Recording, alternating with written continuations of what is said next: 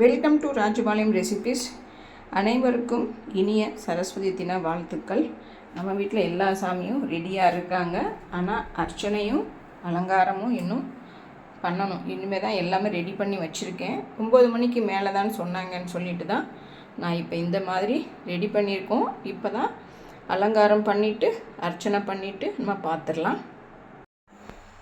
இப்போ அலங்காரம் சரி அர்ச்சனையும் சரி எல்லாமே நிறைவு பெற்றது.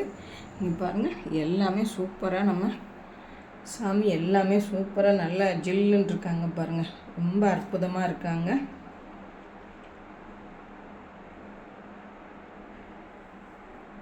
இப்படி தான் நம்ம இன்றைக்கி சரஸ்வதி பூஜையை வீட்டில் இந்த மாதிரி தான் பண்ணியிருக்கோம். சரஸ்வதி சாமிக்கு சங்குப்பூ ரொம்ப பிடிக்கும்னு சொன்னாங்கன்னு சொல்லிட்டு அதையும் நம்ம எடுத்து வச்சுருக்கோம். பிரசாதம் என்னென்னா ரொம்பவே அம்பாளுக்கு பிடிச்சது. திருச்செந்தூரில் கூட இது கொடுப்பாங்க, திருப்பாகம்னு சொல்லிட்டு. அந்த திருப்பாகம் பால்கோவாவும் சரி மைசூர் பாகம் அதுக்கு விடையும் இது ரொம்ப நல்லா டேஸ்ட்டாக இருக்கும். அந்த மாதிரி தான் பண்ணியிருக்கோம். இது பொரி அவல் எல்லாம் வைப்பாங்க இல்லையா, அது மாதிரி தான் இது வச்சுருக்கோம். அவல் பொரி எல்லாமே வச்சு தான் இன்றைக்கி சாமிக்கு நம்ம பிரசாதம் வச்சுருக்கோம்.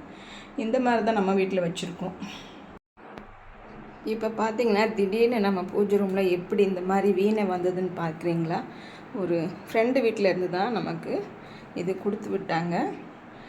எனக்கு இந்த சரஸ்வதி பூஜை அப்போ இந்த மாதிரி வீணை வந்தது ரொம்ப ரொம்ப சந்தோஷமாக இருக்குது.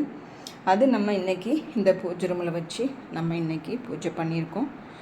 ரொம்ப மனசு ரொம்ப திருப்தியாக இருக்குது, ரொம்ப சந்தோஷமாக இருக்குது.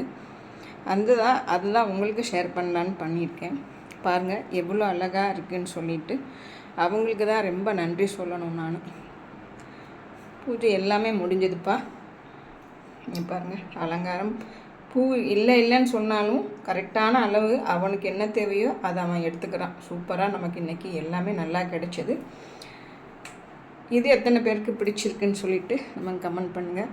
எல்லாத்துலேயுமே ரொம்ப ஹைலைட் இந்த வீணை தான்.